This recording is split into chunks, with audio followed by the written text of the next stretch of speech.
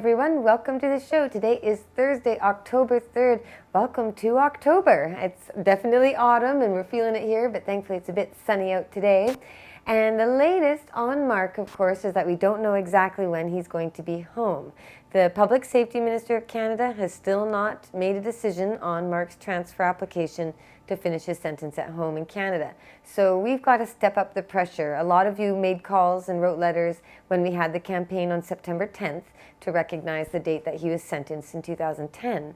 But we're going to do more phone call blitzes and a few other activism efforts if we don't get an answer soon.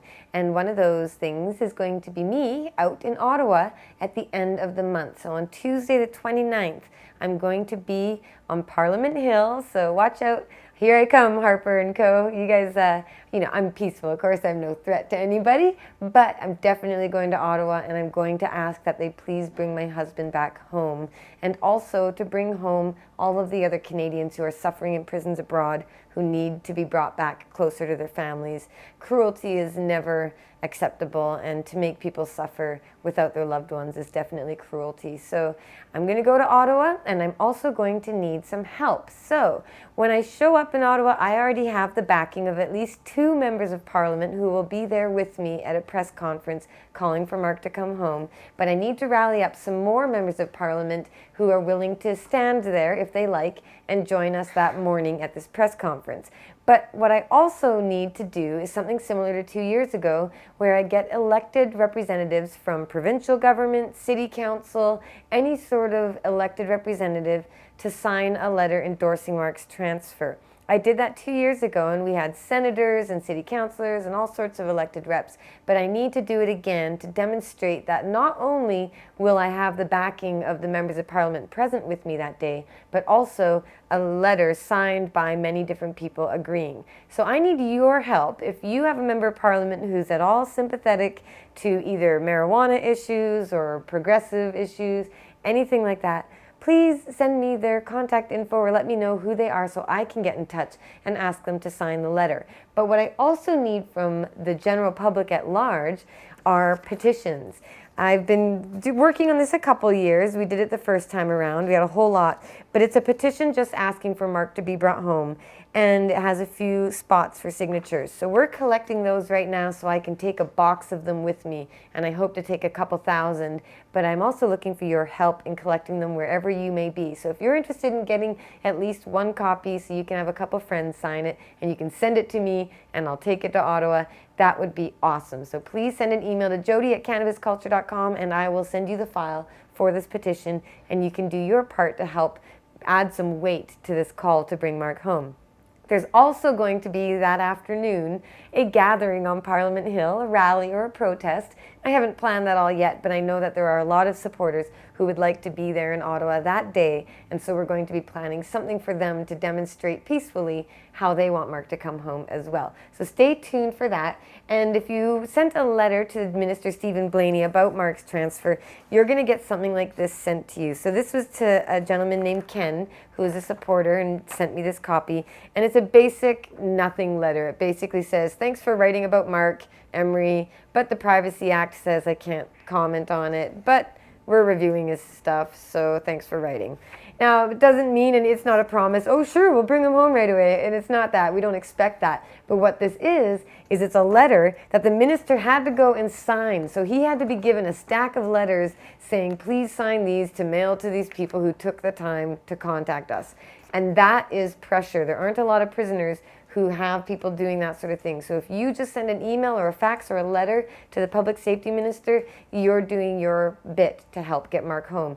That info to contact the Public Saftey Minister is on the front page of freemarc.ca. It's easy to find, and please do your part. You can just send a 1-line email saying, please bring Canadian Marc Emery home, signed Joe Canadian. And whatever you want to do, just send a little bit of help and do it for anyone else you know who is looking to come home.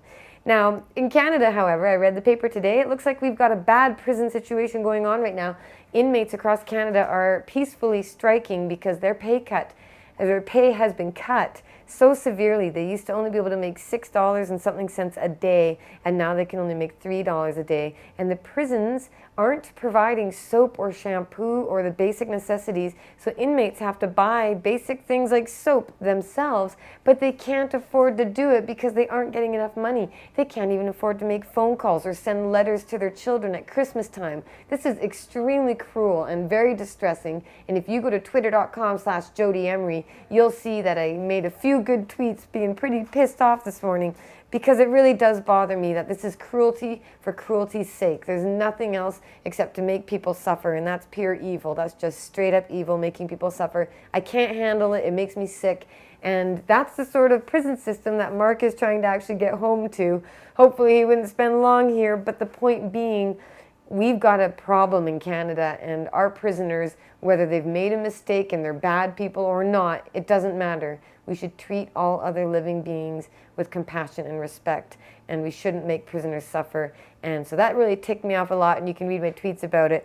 But hopefully if Marc does get transferred home, he'll be out really quickly, or at least if he doesn't get transferred home, he'll be out and in Canada without any time in Canadian prison, and that would be next July, August-ish. So, you know, a year to go. But anyway, just something to be aware of. Also on the horizon in Canada, medical marijuana changes. Now people are no longer able to get licensed growers to grow their medical marijuana. So that's been eliminated, and as of next April next year, there are going to be patients no longer allowed to grow. In fact, they're being told to start shutting down their gardens now, effectively making every marijuana plant in this country illegal. This is a major crisis, and I know a ton of our friends and fellow activists have been in all the news talking about it, because they're growing medicine that's saving their lives, and they're going to be made to suffer and pay prohibition prices to companies selling it to them. The whole thing is just a big mess, but you can definitely read up about it at cannabisculture.com, of course. And I was out at Global Studios out in Burnaby on BC One talking about it, and I just reminded everyone, you know, Ross Rebegliati, the Olympic gold medal winner, he was on there talking about his pot growing industry, and all these people talking about the emerging free market of medical marijuana sales. And I just wanted to remind them that it is illegal, and people are going to prison, and more people will be going to prison because of the new laws. So let's not forget that it's not legal. I'm all for pot business, but let's keep people out of handcuffs and out of prison first. That's the priority. Now, I just came from a meeting earlier today. Dana Larson was with me. We were meeting with Donald McPherson from the Canadian Drug Policy Coalition, and there were representatives from other groups such as the BC Civil Liberties Association and Normal, and different groups just interested in hearing Alison Holcomb speak. Alison is in town. She is the author of Initiative 502, which legalized marijuana in Washington State. She's an incredible woman. I have so much respect for her, and we just had a little get-together to talk about our plans for what worked for them, what we're doing here. It was just a little brainstorm session, but it's a reminder that Sensible BC, our campaign in British Columbia, is well underway and needs your support. If you live in British Columbia, please go to sensiblebc.ca. This is to make the police stop arresting people for pot. And don't think that it's just a free-for-all in BC. There are arrests and charges for possession all the time in this province, all across the province, destroying thousands of people's lives. So we do need to take action, and we are going to have to do it at a provincial level until we can get rid of Harper and change it at a federal level. So let's focus on what's possible here in BC. Sensible BC is something we can really make a difference with. You can give money or time, anything you can do. It's all at sensiblebc.ca. Please go check it out. And fun little side note, Saskatoon is hosting right now the Prairie Harvest Medicinal Cup, or the Prairie Medicinal Harvest Cup, one or the other. Sorry, Jeff, but you're holding your cup out there, and I'm sure it's going to be an awesome time. Jeremiah is out there with Mick Mann and Matt Murnaugh, covering it for Cannabis Culture and Pot TV, hosting it there. And Saskatchewan actually has a referendum process like BC, and they only have 600,000 people. And so that means they only need to get a couple thousand to sign their paperwork if they were to start a referendum. So let's just remember that we have people all across this country who can be doing different sorts of activism to make a difference. And Saskatchewan, you guys are hardcore activists. You supported Marc and I so much way back in the day. You guys know when Marc was put in jail for passing a joint for 3-month sentence. That's crazy, but you guys are hardworking. So is Alberta. So are the Ontario people. Everybody across this country. is working hard. But of course, there's only so many things we can really put our time into right now here in BC, and one of them for me is going to be Sensible BC, and I need your guys' support. So please join up, sensiblebc.ca, and come down to Marc Emery's Cannabis Culture Headquarters to sign the paperwork. Make sure that you sign to say we should decriminalize marijuana, and you can find canvassers wherever you live by checking out the website. Help Dana out in this massive effort, and I know if Marc was here, he would be out on the road, and I'd be out on the road with him, making sure we got all the signatures needed. So please do what you can in his absence to do what he cannot.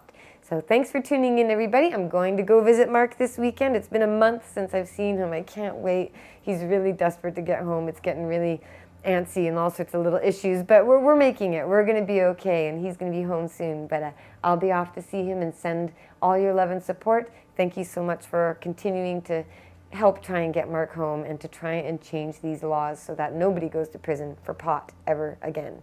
Okay, thanks for tuning in, you guys. I'll see you next week. No more drug war. Free Marc Emery.